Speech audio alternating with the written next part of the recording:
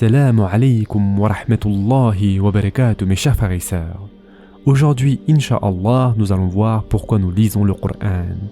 Mes chers frères et sœurs en islam, pour atteindre une relation fidèle avec le Coran, nous devons le lire sans autre but que de recevoir des conseils de notre Seigneur Allah Azza wa Jal, de nous rapprocher de lui et de rechercher son agrément. Ce que nous obtenons donc du Coran dépend aussi de la raison pour laquelle nous y venons.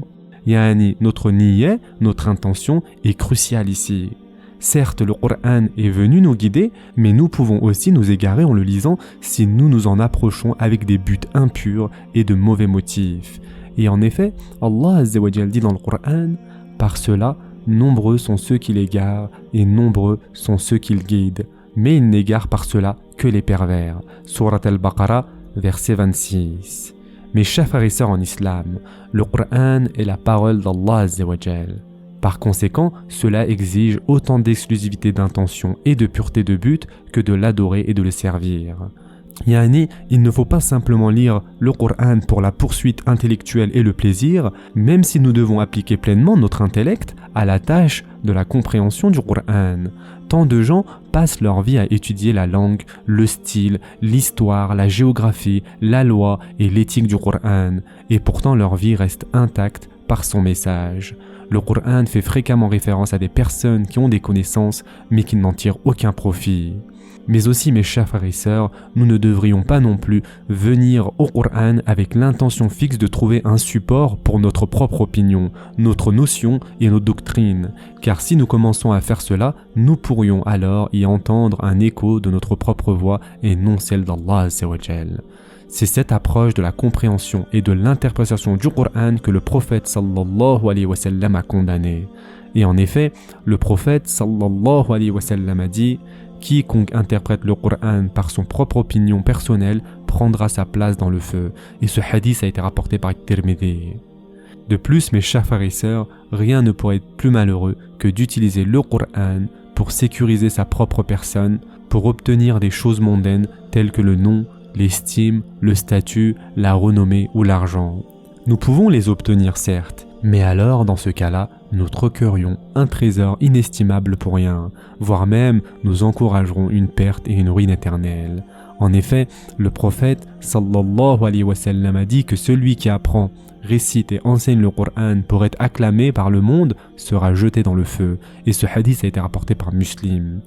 Nous pouvons également tirer d'autres avantages tels que la guérison des afflictions corporelles, la paix psychologique et la délivrance de la pauvreté. Il n'y a pas d'obstacle à les avoir, mais encore une fois, ils ne devraient pas devenir l'alpha et l'oméga de tout ce que nous recherchons dans le Coran, ni le but de notre niyya. Car en les réalisant, nous risquons de perdre tout un océan qui aurait pu être le nôtre.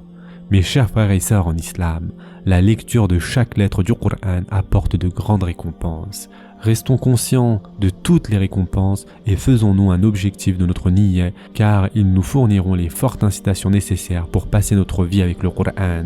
Mais n'oubliez jamais qu'en comprenant, en absorbant et en suivant le Coran, on nous a promis des récompenses bien plus importantes dans ce bas monde et dans l'au-delà. Et c'est ceci qu'il faut viser. Non seulement notre objectif doit être pur, mais nous devons également, une fois que nous avons le Coran avec nous, à la fois le texte et son incarnation vivante dans la Sunna, ne jamais aller vers une autre source pour nous guider, car ce serait comme courir après des mirages. Cela signifierait un manque de confiance, un dénigrement du Coran. Cela équivaudrait à des loyautés partagées.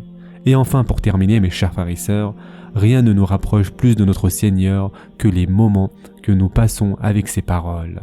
Car ce n'est que dans le Coran que nous jouissons de la bénédiction unique d'entendre sa voix s'adresser à nous. Alors dans ce cas, laissons un désir intense de nous rapprocher d'Allah Azza wa Jal et faire en sorte que ceci soit notre seul motif irrésistible lorsque nous lisons le Coran. Notre niyya devrait viser à rechercher uniquement le plaisir de notre Seigneur en consacrant notre cœur, notre esprit et notre temps aux conseils qu'il nous a envoyés. C'est ce que nous troquons lorsque nous nous soumettons à Allah Azza wa Jal. Et en effet, Allah subhanahu wa ta'ala dit dans le Coran « Et il y a parmi les gens celui qui se sacrifie pour la recherche de l'agrément d'Allah. Et Allah est compatissant envers ses serviteurs. » Surat al-Baqarah, verset 207. Le but et les intentions sont comme l'âme d'un corps. ou en d'autres termes aussi, on peut dire comme la capacité intérieure d'une graine. De nombreuses graines se ressemblent, mais à mesure qu'elles commencent à pousser et à porter des fruits, leurs différences deviennent manifestes. Plus le motif est pur et élevé, plus la valeur et le rendement de nos efforts sont grands. Alors demandons-nous toujours, pourquoi est-ce que nous lisons le Coran ? C'est peut-être la meilleure façon d'assurer la pureté et l'exclusivité du but et de l'intention. Ce sera tout pour aujourd'hui. En attendant, prenez soin de vous mes chers frères et sœurs, et à très prochainement, Inch'Allah.